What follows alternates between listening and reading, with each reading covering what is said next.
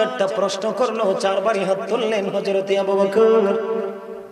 রোজা রেখেছো? কে? নবী গো আমি। জানাজা অনুসরণ করেছো? কে? নবী গো আমি। মিসকিনকে খাবার খাইয়েছে? কে? নবী গো আমি। অসুস্থ রোগীর সেবা করেছে? কে? নবী গো আমি।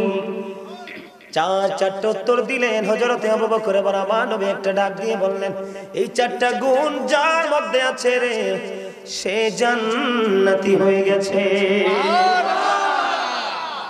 কয়টা কাজ? চারটা কাজ যে করলো সে জান্নাতি হলো। এর মধ্যে প্রথম হলো কি? রোজা। কি? রোজা। রোজার ফজিলত বুঝেননি?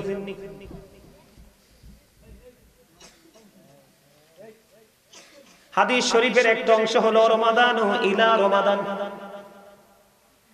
একটা জায়গা রোজা নিয়ে নবী বলেছেন, এক রোজা থেকে আরেক রোজার মধ্যখানে সময় আছে কতটুকু? কম পক্ষে 300 দিন। কয়টা দিন? কম পক্ষে 300 দিন। 360 দিনে যদি এক বছর হয়, এই বছরে 30টা দিন, ওই বছরে 30টা দিন, 60 দিন মাইনাস হয়ে গেল। কয় দিন? 60 দিন। 60 দিন মাইনাস হয়ে গেল, আরো আছে অবশিষ্ট কয় দিন? 300 দিন। মানুষের জীবনে চলার পথে কত গুনাহ হয়, কত অপরাধ হয়। আল্লাহর হাবিব বলেছেন, মুকাফফিরাতুল লিমা বাইনাহুন্না ইযা তুনিবাতিল কাবাইর। আমার নবী বলেছেন, উম্মত, যদি তোমরা কবিরা গুনাহ থেকে বেঁচে থাকতে পারো, ইচ্ছে করে যদি তোমরা কবিরা গুনাহ না করো, তাহলে তোমরা এক বছরের রোজা যখন রাখবে, অপেক্ষা করতে করতে আরেক বছরের রোজা শুরু হয়ে যাবে। এই দুই দিকে রোজা যথা নিয়মে রাখার কারণে এই 300 দিনের সবগুলো গুনাহ আমার আল্লাহ মাফ করে দিবে, দুই দিকের রোজার কারণে। এই কারণে রোজাদারদের দাম আল্লাহর কাছে আকাশচুম্বী। আল্লাহ বলেছেন, জান্নাতের একটা স্পেশাল গেট আছে, সেটার নাম হলো রাইয়ান। আমি কাল কিয়ামতের দিন ওই রোজাদারদের জন্য গেটটা ওপেন করে দিব। রোজাদাররা যখন জান্নাতে প্রবেশ করবে, আমি সঙ্গে সঙ্গে প্রবেশ শেষ হলে এটাকে ক্লোজ করে দিব। একটু বললাম কারণ লম্বা সময় নাই, আমার মাইক ছাড়ার সময় হয়ে গেছে, 12:15 বাজতেছে। বন্ধুরে আমার দিকে তাকান। 2 নম্বরে কি? অমর খোদা মইন কি আর মন, এই তো মনো, এই ঠিক হয়ে গেছে। ভালো লাগে? আপনারা এলাকার ছেলেরা তো বোকা, এরা তো কথা বলতে জানে না। 2 নম্বরে কি? জানাজার নামাজ পড়লে কি হয় জানেননি? এই জায়গাটা নিয়ে ছোট্ট একটা টপিক। তুমি যখন কোন মানুষকে দেখা মাত্র সালাম দিবে, এটা তোমার কর্তব্য। দুজনের মধ্যে মহব্বত বেড়ে যাবে, ঠিক। সামাজিক দূরত্ব দূর হয়ে বন্ধনাবদ্ধ হয়ে যাবে, ঠিক। তুমি যখন কোন মানুষের জানাজায় শরীক হবা, এটা হলো ফরজে কিফায়া, ঠিক। জানাজায় যখন তোমরা অনুষ্ঠিত হবে, সবাই যখন একত্রিত হবে, একটা মানুষকে সবাই মিলে তুমি চিরবিদায় দিলে, তখন তোমার সামাজিক একটা বন্ধন তৈরি হবে। সুবহানাল্লাহ বলেন না? এটা বিশাল একটা নিয়ামত। এখন মানুষ মারা গেলে জানাজা দিতে চায় না, অথবা কোনোভাবে জানাজাটা দিলে তার কবরের পার যায় না। মানুষ এতটাই কঠিন, এতটাই শক্ত হয়েছে বন্ধু। তার কারণ হলো আল্লাহ বলেছেন, ইত্তাকুল্লাহ ওয়াফিরবি, তোমরা আমাকে ভয় করো। এখন মানুষের সিনায় আল্লাহর ভয় নেই, মানুষের ভয় নাই, ঠিক না বেটি? আর জোরে ঠিক। আল্লাহর হাবিব যদি জানাজায় অনুষ্ঠিত হতে পারে, জানাজায় অংশগ্রহণ করতে পারে, আপনার আমার যাওয়া দরকার আছে না নাই? আছে। এই বিধানগুলো না মানার কারণে আজকে সামাজিক দূরত্ব বেড়ে গেছে, সামাজিক সম্পৃক্ততা থেকে আমরা অনেক দূরে চলে গেছি, ঠিক। 3 নম্বরে হলো বন্ধু অসুস্থ রোগীর সেবা। কি? মানুষকে সেবা করলে কি লাভ হয় তোমরা তো জানো না। হযরতে আলী রাদিয়াল্লাহু তাআলা আনহু থেকে হাদিস কানা বর্ণিত। বন্ধুরে আমার নবী, আপনার নবী, প্রাণের নবী বলে দিয়েছেন, কোন মানুষ যখন কোন অসুস্থ রোগীকে দেখতে যাবে, তার সেবা করবে। সকালে গেল, বিকালে আসলো, অথবা বিকালে গেল, পরের দিন সকালে ফিরে আসলো। আমার নবী বলে দিয়েছেন, যতক্ষণ পর্যন্ত সে ঘরে না ফিরলো, ততক্ষণ সে রোগী দেখতে গেল না, রোগীর সেবা করলো না, সে যেন জান্নাতি ফল সংগ্রহ করতে থাকলো। যারা অসুস্থ মানুষের সেবা করার উদ্দেশ্য অথবা তাদেরকে দেখার জন্য সহানুভূতি দেখিয়ে যায়, শিফট আকারে তাদের জন্য মাগফিরাত কামনা করে ফেরেশতারা। শিফট বুঝেননি? Time change. কি সকাল একটা শিফট, বিকাল একটা শিফট। যেমন আপনি সকালে গেলেন, বিকাল পর্যন্ত 70,000 ফেরেশতা রোগী দেখতে গেল, যারা তার জন্য মাগফিরাত কামনা করতে থাকে। আবার কেউ বিকালে গেল, পরের দিন সন্ধ্যা হলো, এই সময় পর্যন্ত আরো 70,000 ফেরেশতা তার জন্য মাগফিরাত কামনা করে। আর একটু মহব্বতে বলেন না সুবহানাল্লাহ। আজকে আমাদের মধ্যে কি সেই সংস্কৃতি আছে? আরে ভাই, আপনি দূরের মানুষ তো তার দূরের কথা, মা বাবা অসুস্থ হলে তাকে বৃদ্ধাশ্রমে পাঠায়। এইটাই জাতির জন্য অত্যন্ত লজ্জাজনক এক কথা। মুসলমান হিসাবে আমরা অত্যন্ত লজ্জিত। বন্ধুরে আমার, এরপরে হলো খাবার। আপনি যেইভাবে মানুষকে খাবার খাওয়ান, আল্লাহর কাছে পছন্দনীয় দুইটা কাজ, পরিচিত হোক অপরিচিত হোক, মুসলমানকে দেখা মাত্র সালাম দিয়ে দেওয়া আর মানুষকে তৃপ্তি সহকারে খাইয়ে দেওয়া। এখন কত মৌলবীরা কয় খানা খাওয়ানো নাকি বেদাত। আছে না নাই? আপনাদের এলাকা আছে না? এগুলো কখনোই শুনবেন না। খাবার খাওয়ানো অনেক বেশি সওয়াব। আল্লাহ রাসূল কি বলছে জানেননি? আল্লাহ রাসূল বলেছেন, তোমরা যখন তরকারি রান্না করো, ঝোল একটু বাড়াইয়া দিয়ে যেন পাশের ঘরের গরিবকে একটু বাটি দিয়ে দিতে পারো। সুবহানাল্লাহ। আর জোরে কোন না সুবহানাল্লাহ। রাসূলের কাছে বন্ধু একদিন এক মেহমান আসলেন, হাদিস শরীফের দ্বারা প্রমাণ। মেহমান আসার পরে রাসূল তার বিবির ঘরে খবর পাঠালেন, কি রে আছে ঘরে, একটু মেহমান এসেছে, তার জন্য খাবারের আয়োজন করতে হবে। বিবি আওয়াজ দিলেন, ইয়া রাসূলুল্লাহ, খবর পাঠিয়ে দিলেন, আমার ঘরে পানি ছাড়া আর কিছুই না। আরেকজনের ঘরে পাঠালেন, খবর নিয়ে বললেন, পানি ছাড়া আর কিছুই নাই। বলতে লাগলেন, বলতে বলতে সর্বশেষ সাহাবায়ে কেরামদেরকে বললেন, তোমাদের মধ্যে কে আছো আজকে এই মেহমানের দায়িত্ব নিবে? এক আনসারী সাহাবী হাত তুললেন, ইয়া রাসূলুল্লাহ, আমি নিব তার দায়িত্ব। তার দায়িত্ব নিয়ে নিলেন, বাড়ি পর্যন্ত চলে গেলেন। যাওয়ার পরে বিবিকে একটা ডাক দিলেন, বিবি রে, আজকে ঘরে মেহমান নিয়ে এসেছি রে বিবি। সুবহানাল্লাহ। ওই আনসারী সাহাবীর ঘরে হাদিস শরীফ প্রমাণ করেছে, একটু তার একটা বাচ্চা ছিল, বাচ্চার একটু খাবার ছাড়ার কোনো খাবার ছিল না। এবার তিনি কি করলেন, বিবিকে ডাক দিয়ে বললেন, বিবি রে, ও বিবি, তুমি একটা কাজ করো, যখন সন্ধ্যা হবে তুমি প্রদীপটা নিভাইয়া দিও। কি করে দিও? বাতিটা নিভিয়ে দিও, বাতিটা নিভিয়ে দিও, কৌশলে বাচ্চাটাকে ঘুম পাড়িয়ে দিও। মেহমান এসেছে, তাকে মেহমানদারি করতে হবে। বন্ধু, হাদিস শরীফ প্রমাণ করেছে, ওই বাচ্চাটাকে কৌশলে প্রদীপ নিভিয়ে ঘুম পাড়িয়ে বাচ্চাটাকে ঘুম পাড়িয়ে দিলেন। আর বন্ধু, তার জন্য তার এই বাচ্চার খাবারটা মেহমানকে খাওয়াই দিলেন। সুবহানাল্লাহ। রাত্রটা ফুরিয়ে গেল। কি হয়ে গেল? রাত্রটা ফুরিয়ে গেল। দিন যখন হলো, সকাল হলো, ওই সাহাবী নবীজির দরবারের দিকে কদম যখন দিলেন, ওই আনসারী সাহাবীকে আমার নবীজি তার দিকে তাকিয়ে একটা নজর দিলেন। তা দেখার পরে দেখতে পাইলেন ওই নবীজির চেহারা মোবারকে ফুটন্ত হাসি। সুবহানাল্লাহ। হাসির কারণ কি গো নবী?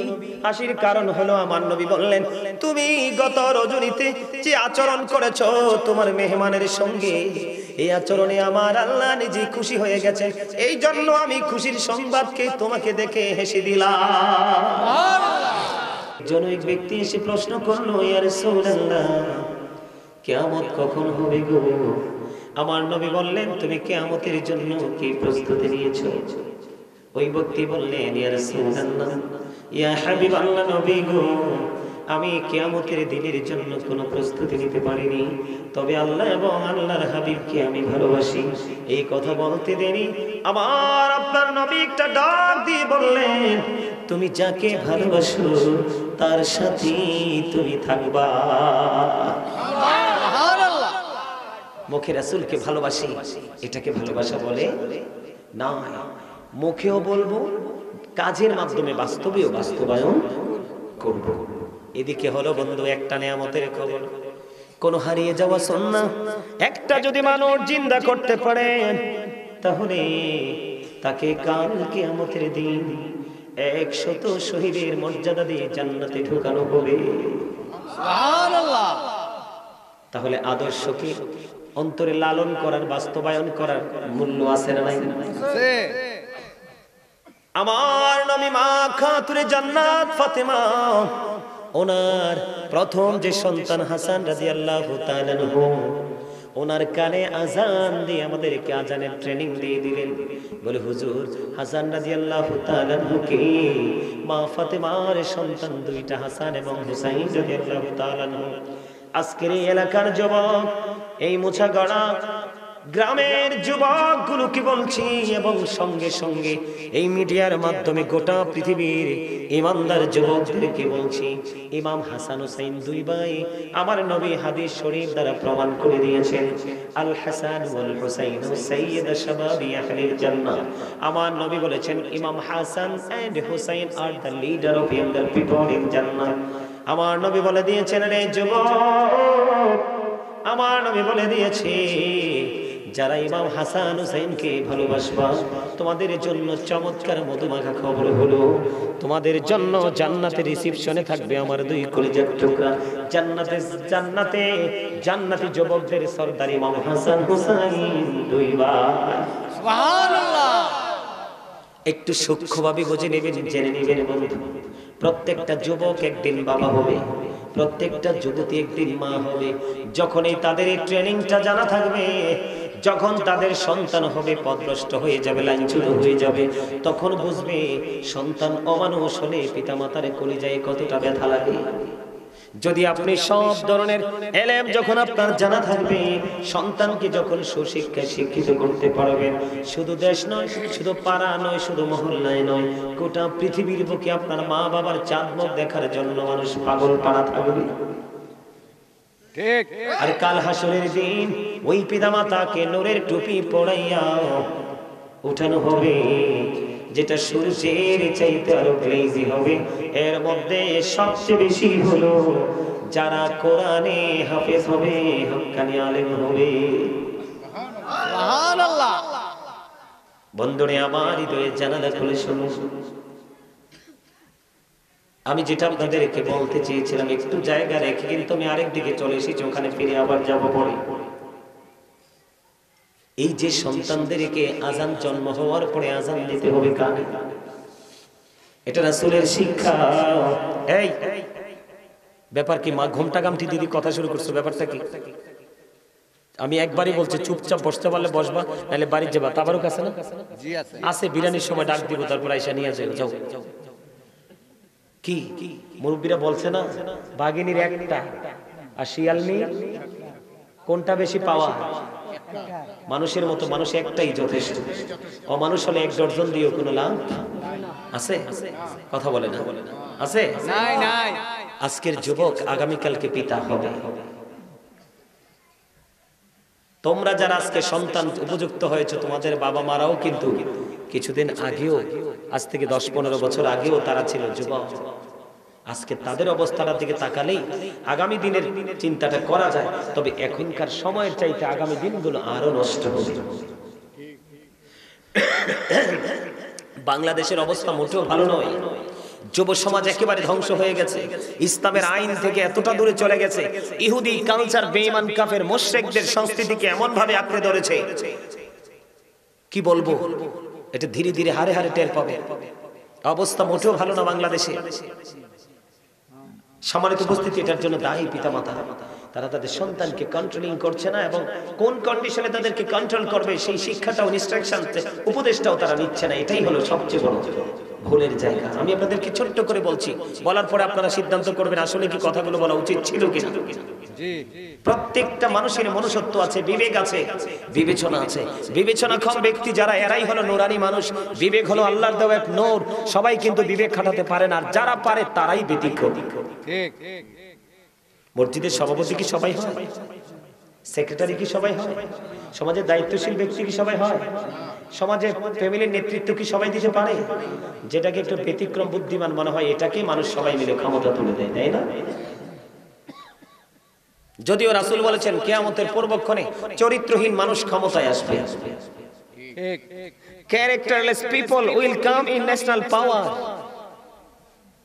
নাউজুবিল্লাহ বলেন না, নাউজুবিল্লাহ। এটা কিয়ামতের আলামত, কারণ আমানত খেয়ানত হবে। ওই যে বললাম, সন্তানকে যে সুশিক্ষায় শিক্ষিত করতে পারেনি, ইসলামী রঙে রঙিন করতে পারেনি। এই যুবকরা তোমরা শোনো, আল্লাহ বলেছেন ইনদা রাব্বিহিম ইউরযাকুন। শুধু পৃথিবীতে তোমাদের জন্য খাওয়া না, তোমরা যদি আল্লাহওয়ালা হয়ে যেতে পারো তাহলে কবরে যাওয়ার পরেও তোমাদের জন্য খাবার বরাদ্দ আছে, জান্নাতি খাবার। ঠিক। ইসলাম হলো আল্লাহর মনোনীত ধর্ম। ইন্নাদ দীনা ইনদাল্লাহিল ইসলাম। Islam is not only a religion but also complete code of life. ইসলামের মধ্যেই আছে পরিপূর্ণ এবং পূর্ণাঙ্গ জীবন ব্যবস্থা, কারণ এটা আল্লাহর মনোনীত ধর্ম। ঠিক। বন্ধুরে আমার, সন্তান জন্মগ্রহণ করার পরে বন্ধু আযান দিতে হবে।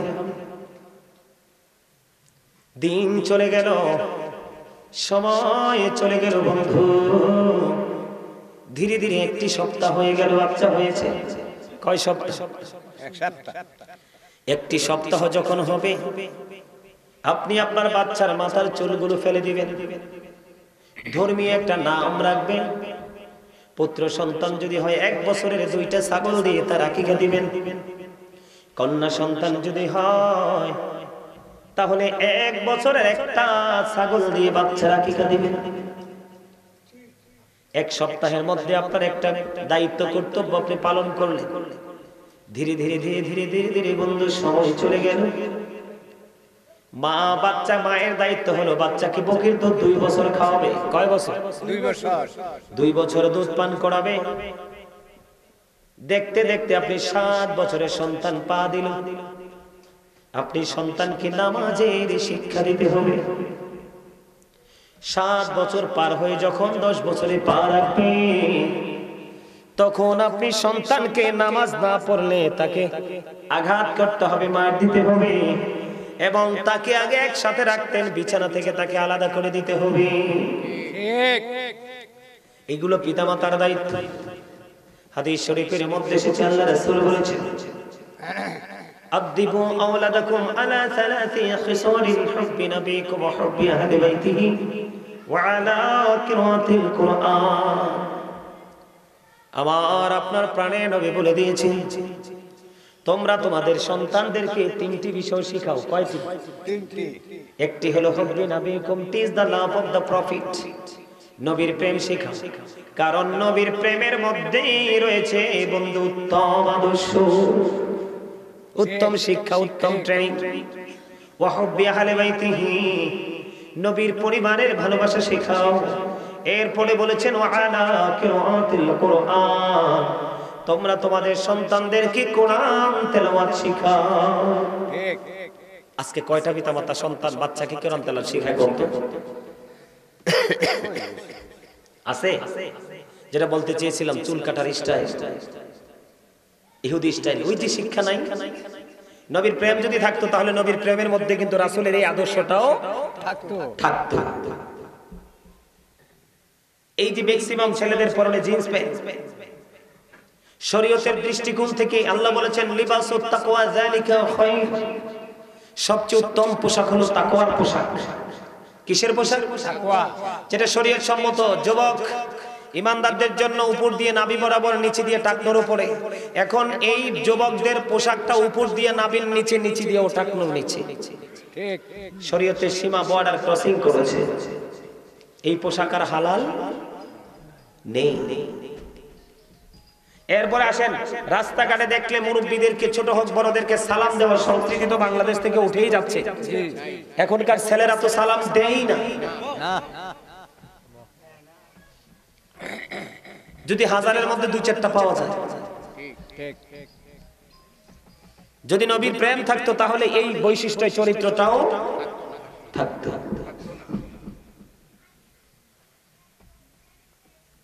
বন্ধুরে আমার,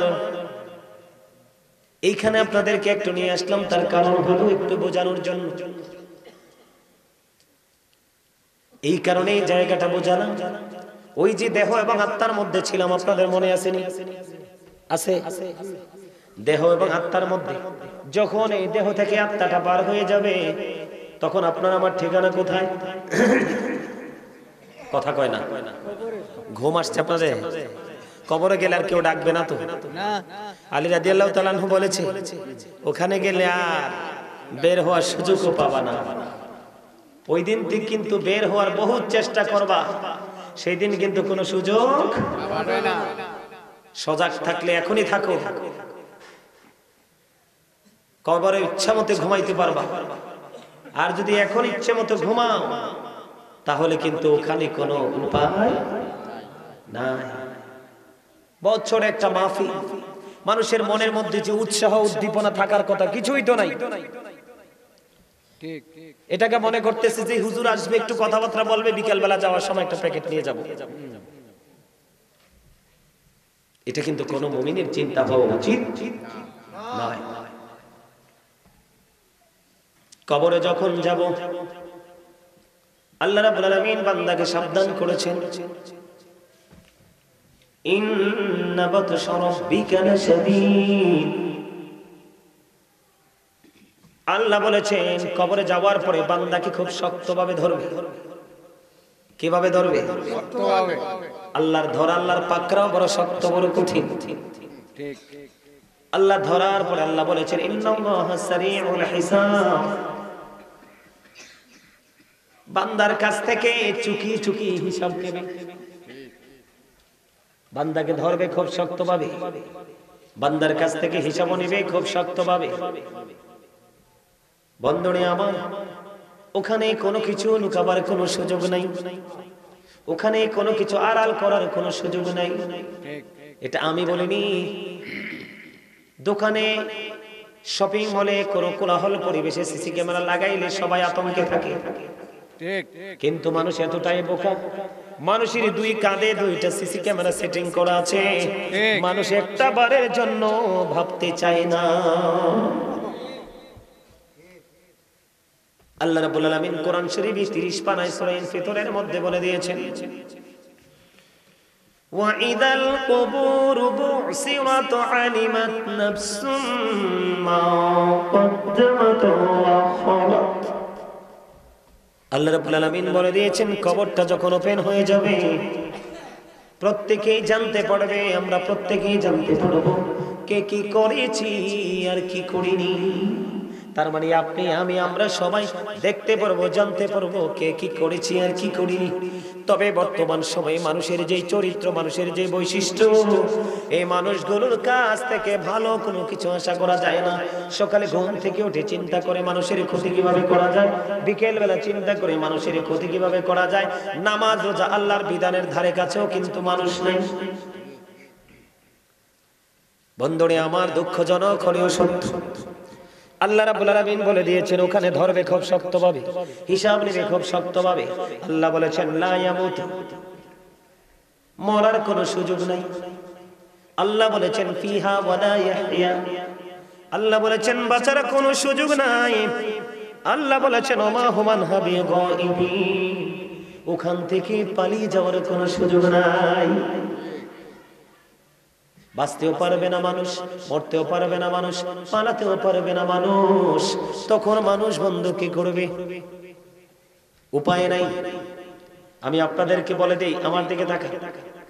এই পৃথিবীতে কিন্তু যার যার উপার্জন অনুযায়ী, যারা একেবারে গরিব মানুষ তারাও কিন্তু শুটকি ভালো না লাগলে মাছ কিনে আনে, মাছ ভালো না লাগলে একটা মুরগি জবাই করে, এমনি করে বিভিন্ন রকমের খাবার বন্ধু তারা বরাদ্দ করে কিনে আনে খায়। কিন্তু বন্ধু যারা অপরাধী, যারা পাপী, তাদের সম্পর্কে কোরআন এবং হাদিস অত্যন্ত ভয়ঙ্কর তথ্য দিয়েছে বন্ধু। আল্লাহ রাব্বুল আলামিন পাপীদের জন্য খবর দিয়েছেন। কোরআনের মধ্যে এসেছে একটা খাবার আছে, সেটার নাম হলো বন্ধু জাক্কুম। এটা এতটাই বিষাক্ত হবে, মুখের সামনে আনতে দেরি দাঁতগুলো ঝরে পড়ে যাবে, পেটের ভিতর ঢুকতে দেরি একটা ফুটার কিছু অংশ সবগুলো ভিতর থেকে লিকুইড হয়ে বের হয়ে যাবে।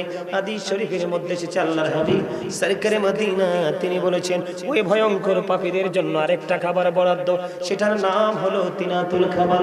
ইয়া রাসূলুল্লাহ, ইয়া হাবিবাল্লাহ, নবী গো, এই তিনাতুল খাবারটা কি গো নবী?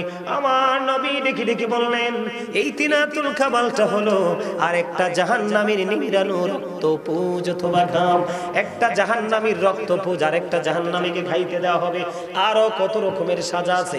বলে হুজুর শুধু খাবার নিয়ে কথা কেন বললেন? খাবার নিয়ে কথা বলার কারণ হলো বন্ধু, তার কারণ হলো এই পৃথিবীতে ভালো খাওয়ার জন্যই মানুষ শুধু রাত দিন অপরাধ করে বেড়ায়। ঠিকটা বলতে পারেন না? শুধু খাওয়ার জন্য না, শুধু ভালো খাওয়ার জন্য, ভালো একটা বাড়ি বানানোর জন্য, শুধু এটার জন্যই মানুষ কন্টিনিউ পাগল পারা। কি ভালো করছে না মন্দ করছে, অন্যায় করছে না অপরাধ করছে, সেটার দিকে মানুষের খেয়াল করারই কোনো সময় যেন নাই। ঠিক না ভাই? ঠিক। যদি বাঁচতে হন, বাঁচার জন্য কাজ করতে হবে। এই ভয়ঙ্কর পরিস্থিতিকে যদি আপনি মুখোমুখি হয়ে দাঁড়াতে না চান, আপনাকে কাজ করতে হবে। সেই কাজটা হলো, নবীকেও পৃথিবীতে দেখেননি, আল্লাহকেও দেখেননি, দেখেন কাকে? আল্লাহ আল্লাহর হাবিবের গোলাম হক্কানি আলেমদেরকে। কাকে? আল্লাহ রাব্বুল আলামিন বলেছেন ইন্নামা ইয়াখশাল্লাহ মিন ইবাদিহিল উলামা। আল্লাহ বলেছেন পৃথিবীতে আমার যে বান্দা আছে এর মধ্যে সবচেয়ে বেশি ভয় আমাকে করে একমাত্র হক্কানি আলেমরা। ঠিক। কারা? আলেমরা। এই জন্য আল্লাহ বলেছেন তোমরা তাদেরকে ফলো করো আর তাদের সাথেই আমার জান্নাতে চলে আসো। সুবহানাল্লাহ বলেন না? সুবহানাল্লাহ। এখন কি করতে হবে?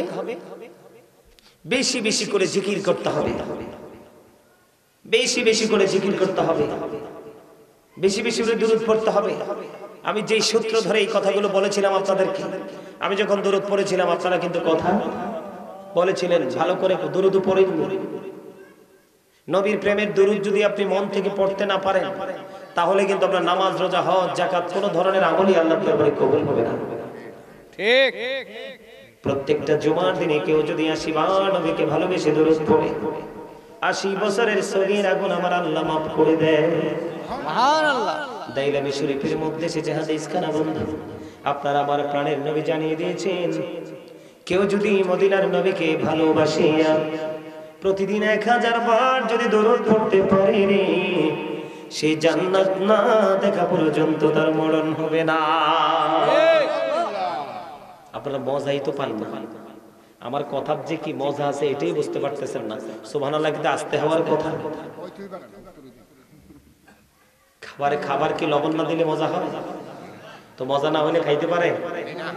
ঠিক লবণ না দিলে যেমন খাবার মজা হয় না, ঠিক আল্লাহ রাসূলের প্রেমিক যতক্ষণ আপনি হতে না পারবেন ততক্ষণ আপনার কাছে আমলও মজা লাগবে না। ঠিক। আগে প্রেম করেন, তারপরে আমল করতে আসেন, তাহলে বুঝবেন আল্লাহ রাসূলের গোলামিতে যে কত মজা। আমি জিকির করলাম, আপনারা অনেকেই জিকির করেননি, ম্যাক্সিমাম লোকই জিকির করেননি। আল্লাহ ডেকে ডেকে বলতেছি আইয়ুহাল্লাযীনা আমানু যিকুরুল্লাহা যিকরান কাসীরা ওয়াসাব্বিহুহু বুকরাতাও ওয়াসীলা। আল্লাহ ইমানদারদেরকে ডেকে ডেকে বলছেন তোমরা বেশি বেশি করে আল্লাহর জিকির করো, সকাল তো সন্ধ্যা আল্লাহর পবিত্রতা বর্ণনা করো। সুবহানাল্লাহ। ফাযকুরুল্লাহা কিয়ামান, দাঁড়িয়ে দাঁড়িয়ে জিকির করো, ওয়া কুউদান, বসে বসে জিকির করো, ওয়া আলা যুনুবিকুম, শুয়ে শুয়ে আল্লাহর জিকির করো। জিকির করলে কি লাভ হবে? আল্লাহ বলেছেন ফাযকুরুনি আযকুরুকুম। আল্লাহ বলেছেন remember me then I will remember you. তোমরা আমাকে স্মরণ করো, আমি তোমাদেরকে স্মরণ করব। তার মানে আমি যদি পৃথিবীতে বসে আল্লাহর জিকির করি, আল্লাহ কথা দিয়েছেন কোন মজলিসে বসে আমার জিকির করবে। হাবিব আপনি জানিয়ে দেন আমি কথা দিলাম, আমি আমার বান্দার তার চাইতে উত্তম জলসায় আমি আমার বান্দার জিকির করব। সুবহানাল্লাহ। মজা বুঝেন কিছু? এর চেয়ে নিয়ামত আর কি হতে পারে বলুন তো আমাকে? আরে ভাই আপনি বসে বসে এই মুসাগরার জমিনে জিকির করবেন আর আল্লাহ রাব্বুল আলামিন রহমতের ফেরেশতাদেরকে নিয়ে আল্লাহর জায়গা মতো পবিত্র জায়গায় আল্লাহ আপনার জিকির করবে। এর চেয়ে বড় নিয়ামত আর কি হতে পারে? ঠিক। আল্লাহ বলেছে ওয়াশকুরুলি ওয়ালা তাকফুরু, তোমরা আমার প্রতি কৃতজ্ঞ হও, অকৃতজ্ঞ হইও না। ম্যাক্সিমাম মুসলমানই তো অকৃতজ্ঞ। আল্লাহর আইনের তো কোনো তোয়াক্কাই করছে না মানুষ। ঠিক। ইমাম সাহেব যে গতকালকের মাহফিলে আমার পিছনে বসে আছে এক মসজিদের খতিব, ইনি বলতেছে হুজুর এই শুক্রবারে জুম্মায় আমি একটু সুদ নিয়ে আলোচনা করছিলাম। কি নিয়ে? সুদ নিয়ে আলোচনা করে আমি বের হইছি, পরে আমাকে মসজিদ কমিটি বলতেছে আগামী শুক্রবার থেকে আর আইসেন না। তো ইমাম সাহেব কি আপনার মতো পণ্ডিত মার্কা মসজিদ কমিটির জন্য কি ইমাম সাহেব হারামকে হালাল বলতো না? হারামকে হালাল বলা তো হারামকে হালাল বলা, হালালকে হারাম বলা তো কুফরি। তো কুফরি করার পরে কি সে মুসলমান থাকে না। তো মুসলমান যদি কেউ না হয় তার জীবনে কি কোনো নিয়ামত আছে না। তাহলে ইমাম সাহেব কি আপনার গোলামি করতে আসছেন আল্লাহ? আল্লাহ। ইমাম সাহেবকে যেই ব্যক্তি মনে করবে তার চাকর, যদি কেউ মনে করে, কোন মুসল্লি যদি মনে করে যে ইমাম সাহেব চাকরি করছে, কি করছে, তাহলে তার নামাজ হবে না। চাকরি শব্দটা চাকর শব্দ থেকে এসেছে। কোন শব্দ থেকে? চাকর। চাকর থেকে চাকরি হয়েছে। মসজিদে ইমাম সাহেবটা কখনোই চাকরি হয় না, এটা হয় গোলামি। কি হয়? কোরআন গোলামি। আল্লাহর রাসূলের প্রেমে গোলামি করে আপনি তার কথাগুলো মানেন বা না মানেন, তাকে বলার তো বাক স্বাধীনতা তো দিতে হবে, ঠিক না? ঠিক। আরো যারা বলেন না ঠিক। আল্লাহ বলেছেন ফাযকুরুনি আযকুরুকুম। বন্ধুরে আমার, আপনি যখন এই পৃথিবীর বুকে বসে বসে জিকির করবেন, আল্লাহ আপনার জিকির করবে। হযরত আব্দুল্লাহ ইবনে মাসউদ রাদিয়াল্লাহু তাআলা আনহু থেকে হাদিস কানা বর্ণিত, আমার আপনার প্রাণের নবীকে প্রশ্ন করলেন তিনি, ইয়া রাসূলুল্লাহ, আমার জন্য ইসলামের বিধান আইন তো অনেক হয়ে গেছে, আমাকে একটা স্পেশাল আমল শিখিয়ে দেন। ঠিক। এবার আমার নবী তার জিহ্বার দিকে ইঙ্গিত করে আমার নবী বললেন, তুমি আল্লাহর জিকির করে করে তোমার জিহ্বাটাকে সিক্ত রাখো। সুবহানাল্লাহ। জিকির জবান দিয়ে করা যায়, কল দিয়ে করা যায়। আল্লাহ রাসূল বলেছেন জবান এবং কলব দুটো মিলে যে জিকির করা হয়, ওই জিকিরটাই হলো সবচেয়ে উত্তম জিকির। সুবহানাল্লাহ। যদি বলেন না সুবহানাল্লাহ। সুবহানাল্লাহ। এই যে সুবহানাল্লাহ বলছেন আল্লাহর জিকির, আলহামদুলিল্লাহ বলছেন আল্লাহর জিকির, লা ইলাহা ইল্লাল্লাহ বলছেন আল্লাহর জিকির, আল্লাহু আকবার বলছেন আল্লাহর জিকির, কাউকে সৎ কাজের জন্য ডাকছেন আল্লাহর জিকির, কাউকে অসৎ কাজ থেকে বারণ করার চেষ্টা করছেন, এটা আল্লাহর জিকির। বুঝতে হবে জিকিরের শব্দ হলো স্মরণ করা। এ মুসাগরার মানুষ, হৃদয় খুলে শোনো, প্রত্যেকটা মেশিনকে পরিষ্কার করার একটা যন্ত্র আছে, আছে না নাই? প্রত্যেকটা মেশিনকে ক্লিয়ার করার একটা যন্ত্র আছে। আপনার আমার প্রাণে নবী বলে দিয়েছেন, তোমাদের মনের ঘরকে পরিষ্কার, মনের ঘরের ময়লা দূর করে তোমাদের হৃদয় রাজ্যটাকে পরিষ্কার করার যন্ত্র হলো জিকির। ঠিক। আল্লাহ রাসূল বলেছেন, তোমরা যখন জান্নাতের বাগানে আসা যাওয়া করো তখন তোমরা ওখান থেকে কিছু ফল খেয়ে নিও। ইয়া রাসূলুল্লাহ, এই জান্নাতি ফল কি গো? আমার নবী বললেন জান্নাতি ফল হলো সুবহানাল্লাহ, আলহামদুলিল্লাহ, লা ইলাহা ইল্লাল্লাহু, আল্লাহু আকবার। সুবহানাল্লাহ। এই যে সুবহানাল্লাহ বলতে বলছি, সুবহানাল্লাহটা তো বলেন না। কি এই জবান দিছে বসে বসে ভোট খাওয়ার জন্য? ভোট খাওয়ার জন্য? চা দোকানে বসে বসে চা খাওয়ার জন্য? দোকানে বসে বসে মানুষের বদনাম করার জন্য? না না, বলেন কেন? তো মুখ দিছে আল্লাহ, ভোট খাইবেন কি দিয়ে? মুখ দিয়েই তো। কি বিয়ের বাড়ি গিয়ে কুরমা কি দিয়ে খাবেন? জব মুখ দিয়ে তো খাইতে হবে। আর কি দিয়ে খাবে? অন্য কোন রাস্তা আছে? কেন কথাটা বললাম জানেন? সবই করবেন মুখ দিয়ে, তবে তাকে আল্লাহ যেটা বলেছেন জিকির, জিকির আগে করতে হবে। এটা হলো আমরা মুসলমান হিসেবে আমাদের প্রথম কাজ। এটা কি আমরা মুসলমান হিসেবে এটা আমাদের প্রথম কাজ। ঠিক নি? ঠিক। আলহামদুলিল্লাহ বলেন। আলহামদুলিল্লাহ। এই যে আলহামদুলিল্লাহ বলছেন, এটাও জিকির। কি ঠিক। জিকিরের আরো কিছু নমুনা আছে, বলবো, বলেন। শোনার দরকার আছে নি? ইসলামের প্রথম খলিফাকে জানেননি?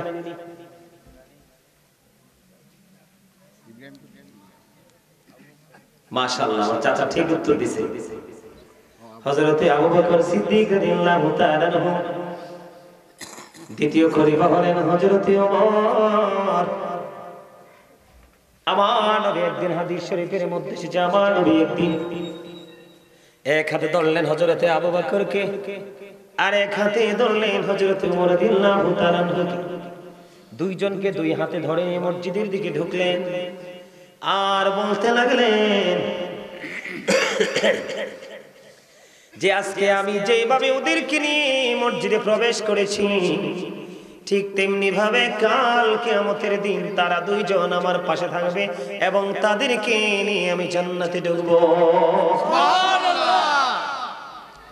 তাদের তো মর্যাদা বাড়লো কিভাবে? তাদের এই মর্যাদা বাড়ার কারণ হলো বেশি বেশি করে মাওলার জিকির করেছে আর ট্রেনিং নিয়েছে আপনার আমার প্রাণের নবীর কাছ থেকে। আর বলে হুজুর পৃথিবীর মানুষগুলো ট্রেনিং নেবে কোত্থেকে? পৃথিবীর মানুষগুলো ট্রেনিং নেবে হক্কানি আলেমদের থেকে। কোত্থেকে? আমি আপনাদেরকে বলি তাদের মধ্যে কেমন জিকিরের কম্পিটিশন ছিল বন্ধু।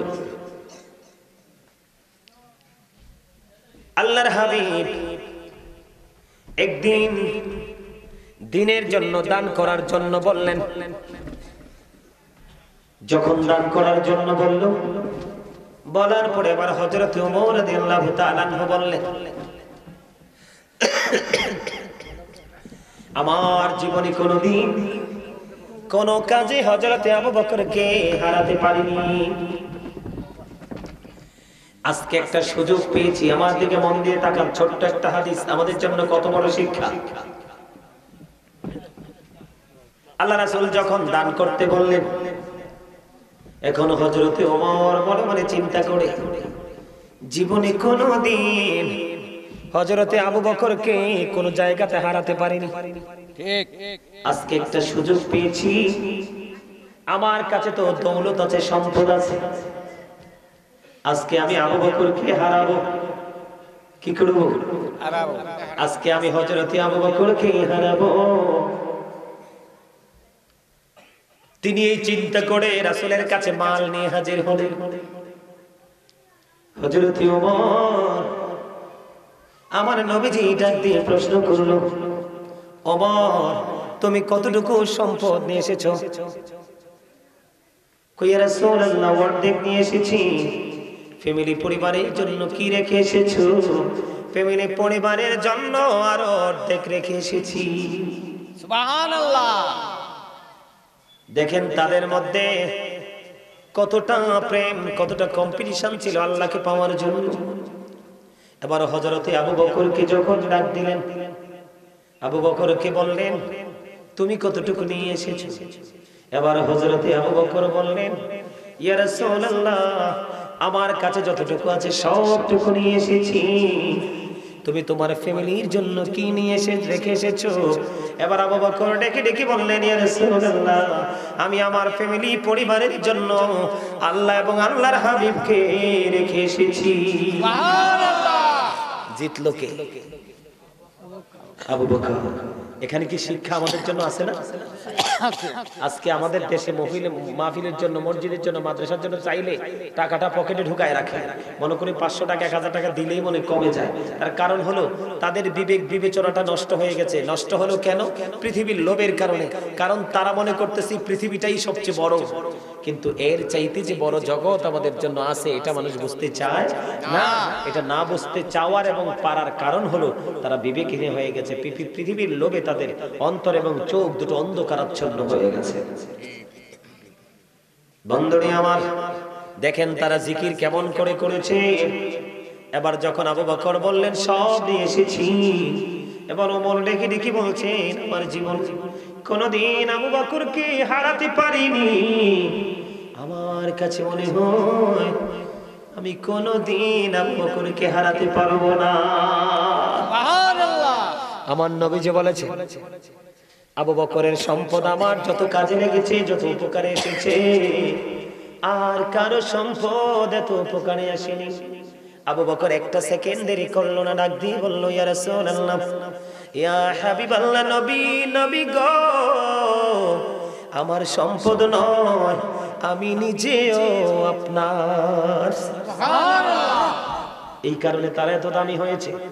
আমি আপনাদেরকে জিকির নিয়ে আরেকটু ছোট্ট করে আলোচনা করব বন্ধু। আমার দিকে তাকা। আমি আপনাদেরকে যেইভাবে আজকে উপদেশ দিচ্ছি ঠিক সেইভাবে একদিন আমার নবীজি সাহাবায়ে কেরামদেরকে প্রশ্ন করলেন, তোমাদের মধ্যে কে আছো আজকে রোজা রেখেছো? আবু বকর হাত উঠিয়ে বললেন, ইয়া রাসূলুল্লাহ, আমি আছি গো, আজকে আমি রোজা রেখেছি। সুবহানাল্লাহ। মনে রাখবেন প্রশ্নগুলো। 2 নম্বরে নবীজি আরেকটা প্রশ্ন করলেন, তোমাদের মধ্যে কে আছো আজকে জানাজা নামাজ পড়েছো, জানাজায় তুমি স্মরণ করেছো? এবারও হাত তুললেন আবু বকর, ইয়া রাসূলুল্লাহ, আমি। এত আস্তে, সুবহানাল্লাহ। আমার কাছে মনে হয় ওয়াজের সারমর্মটা আপনি কি বুঝাইতে চাইছি সেটাই একটু বুঝতে পারবেন। কারণ মানুষের দেহ আসল না, আবারও বলছি, আত্মা আসল। আপনার দেহ এখানে আছে, মনটা উদাসীনতার মধ্যে আছে, আপনি এখানে বসে কোনো লাভ। কারণ মানুষের আসল হচ্ছে তার মন। মনের গতিটা যেই দিকে, দেহের গতিটাও মন যেদিকে চায়, দেহ সেদিকে যায়। মন যেটা চায় না, দেহ সেটা চায় না, করে না। তাহলে আপনার এখানে মন রাখতে হবে, আমি কি বুঝাইতে চাই। হাদিস শরীফ তো। কে রোজা রেখেছো? প্রথম প্রশ্ন, আবু বকর হাত তুললেন। দ্বিতীয়বার প্রশ্ন করলেন, যারা যায় কে স্মরণ করেছো? এবার হাত তুললেন হযরতে আবু বকর। তৃতীয়ত আমার নবী প্রশ্ন করলেন, আজকে কে রে অসুস্থ মানুষের সেবা করেছো? এবার আবার হাত তুললেন আবু বকর, ডাকি ডাকি বলে, ইয়া রাসূলুল্লাহ, নবী গো, আমি। সুবহানাল্লাহ বলেন না। আমার নবী আরেকটা প্রশ্ন করলেন, আজকে কে রে মিসকিনকে খাবার খাইয়েছো? এবার আবার আবু বকর হাত তুললেন, বললেন, নবী গো, আমি। এই মুসাগরার যুবক, আমার ভাই বাবারা, আমার মা বোনদেরকে ডেকে ডেকে বলছি, জিকির কেমন করে করতে হয়, মালিকের সাথে প্রেম কেমন করে করতে হয়, একটুখানি শিখে নাও, একটুখানি বুঝে নাও।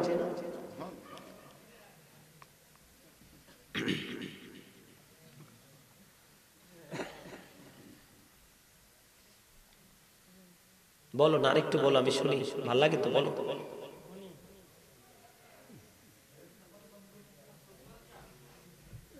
বলো বলো, আমি একটু 5 মিনিট ওয়েট করবো, তোমাদেরটা শুনবো, বলো।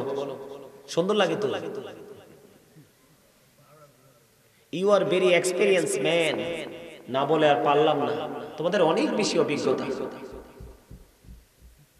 তোমাদের অভিজ্ঞতা দেখে আমি এত ভালোবেসে মহব্বত করে ডেকে বসালাম। যে অভিজ্ঞতা দেখাচ্ছ, শেষ ভালো যার, শুরুটা সবাই করতে পারে, শেষ পর্যন্ত যিনি ধৈর্য ধরতে পারে, আল্লাহ বলেছেন, অবাশশিরিস সাবিরিন, সুসংবাদ ধৈর্যশীলদের জন্য। ইন্নাল্লাহা মা'আস সাবিরিন, আল্লাহ নিজে বলেছেন তিনি ধৈর্যশীলদের সাথে অল টাইম তিনি থাকেন, আছেন। সুবহানাল্লাহ। এইটুকু সময় তোমরা ধৈর্য ধরতে পারলা না? এই হিন্দু, খ্রিস্টান, বৌদ্ধ, ইহুদি, নাসারা, এদের সম্পর্কে আল্লাহ ওয়াজ করতেছে, উইদ্দাত লিল কাফিরিন।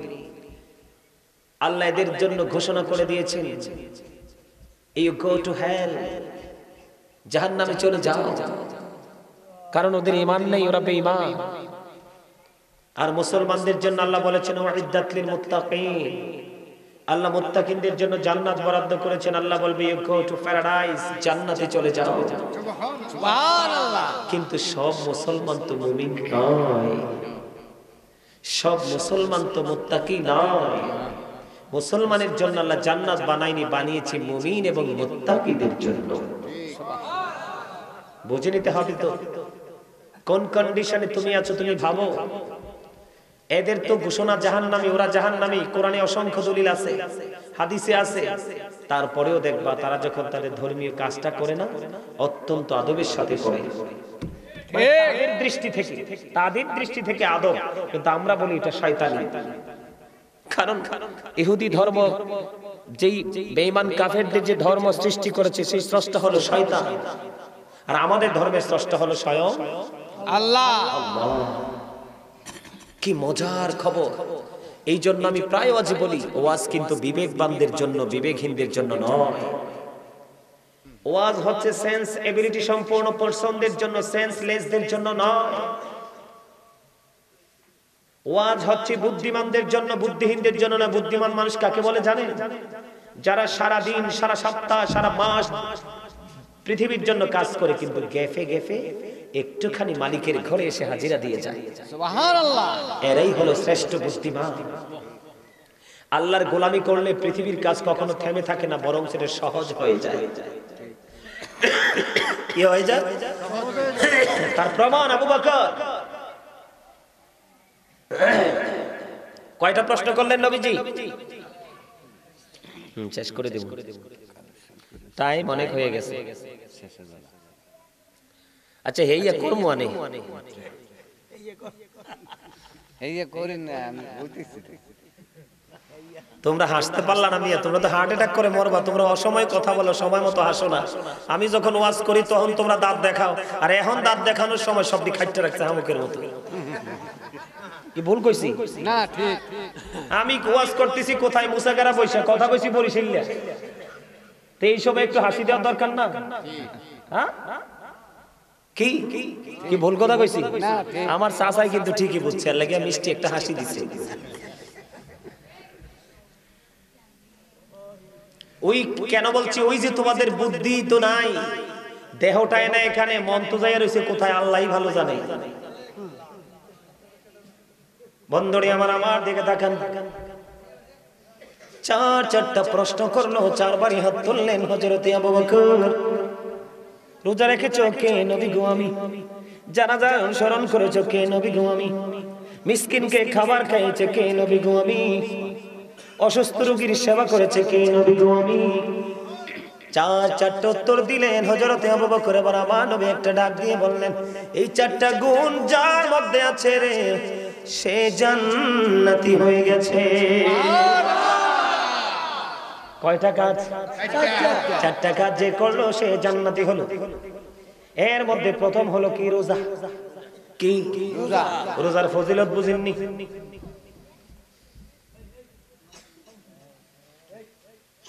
হাদিস শরীফের একটা অংশ হলো রমাদান ইলা রমাদান। একটা জায়গা রোজা নিয়ে নবী বলেছেন, এক রোজা থেকে আরেক রোজার মধ্যখানে সময় আছে কতটুকু? কম পক্ষে 300 দিন। কয়টা দিন? কম পক্ষে 300 দিন। 360 দিনে যদি এক বছর হয়, এই বছরে 30টা দিন, ওই বছরে 30টা দিন, 60 দিন মাইনাস হয়ে গেল। কয় দিন? 60 দিন মাইনাস হয়ে গেল। আরো আছে অবশিষ্ট কয় দিন? 300 দিন। মানুষের জীবনে চলার পথে কত গুনাহ হয়, কত অপরাধ হয়। আল্লাহর হাবিব বলেছেন, মুকাফফিরাতুল লিমা বাইনাহুন্না ইযা তুনিবাতিল কাবাইর। আমার নবী বলেছেন, উম্মত, যদি তোমরা কবিরা গুনাহ থেকে বেঁচে থাকতে পারো, ইচ্ছে করে যদি তোমরা কবিরা গুনাহ না করো, তাহলে তোমরা এক বছরের রোজা যখন রাখবে, অপেক্ষা করতে করতে আরেক বছরের রোজা শুরু হয়ে যাবে। এই দুই দিকে রোজা যথা নিয়মে রাখার কারণে এই 300 দিনের সবগুলো গুনাহ আমার আল্লাহ মাফ করে দিবে, দুই দিকের রোজার কারণে। এই কারণে রোজাদারদের দাম আল্লাহর কাছে আকাশচুম্বী। আল্লাহ বলেছেন, জান্নাতের একটা স্পেশাল গেট আছে, সেটার নাম হলো রাইয়ান।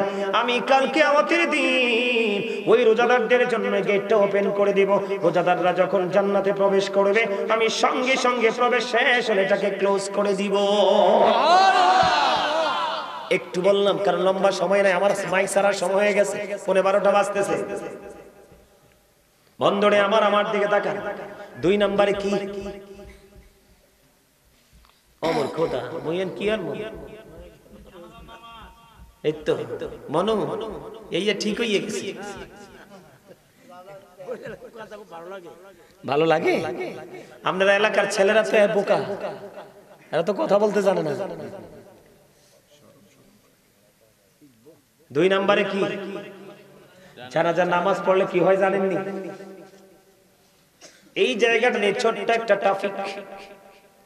তুমি যখন কোন মানুষকে দেখা মাত্র সালাম দিবে, এটা তোমার কর্তব্য।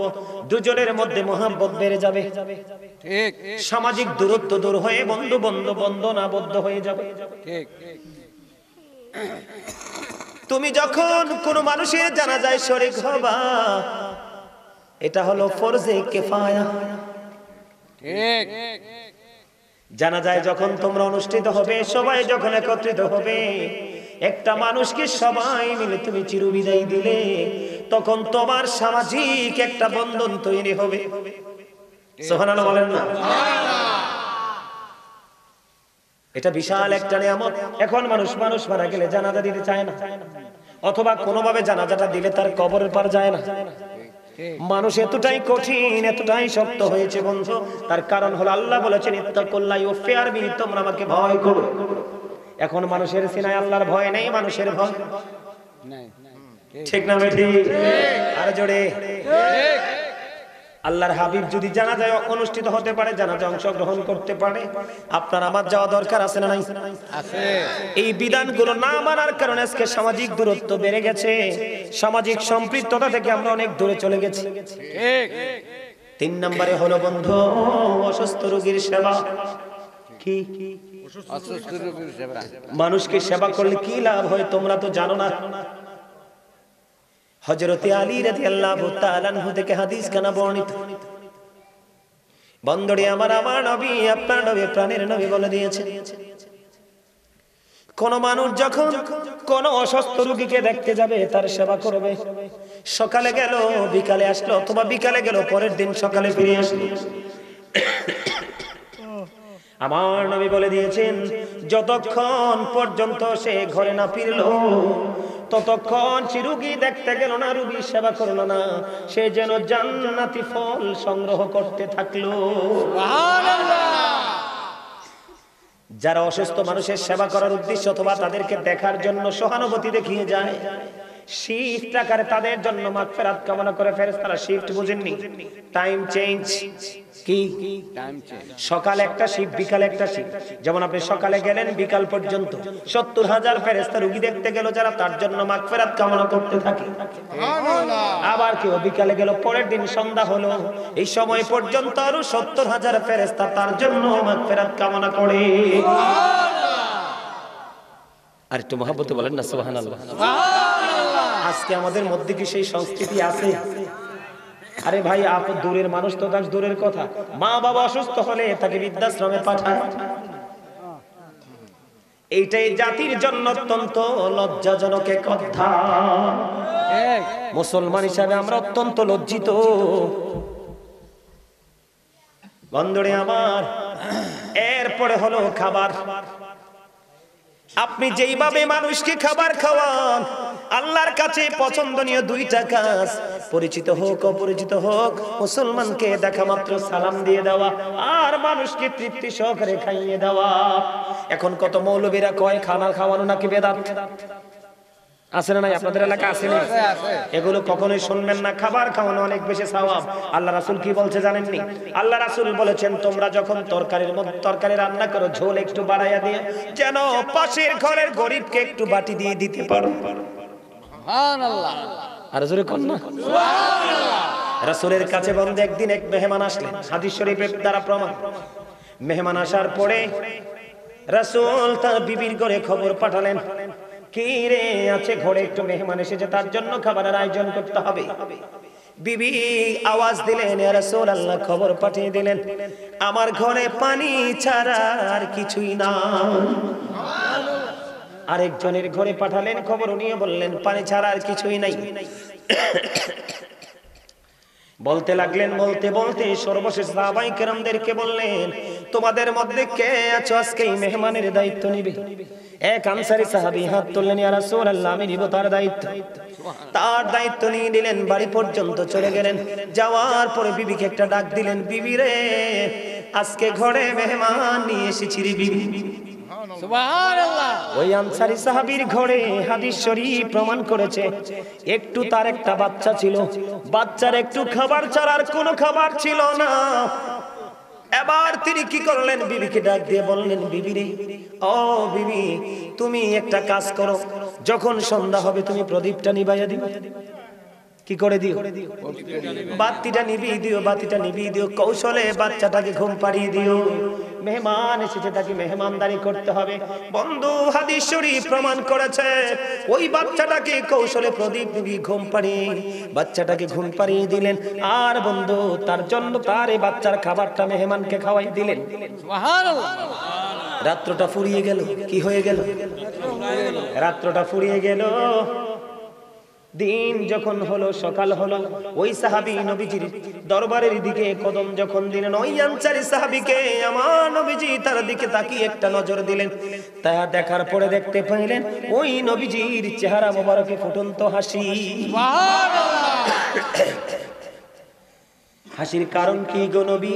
হাসির কারণ হলো আমার নবী বললেন, তুমি গত রজনীতে যে আচরণ করেছো তোমার মেহমানের সঙ্গে, এই আচরণে আমার আল্লাহ নিজে খুশি হয়ে গেছেন, এই জন্য আমি খুশির সংবাদকে তোমাকে দেখে হেসে দিলাম।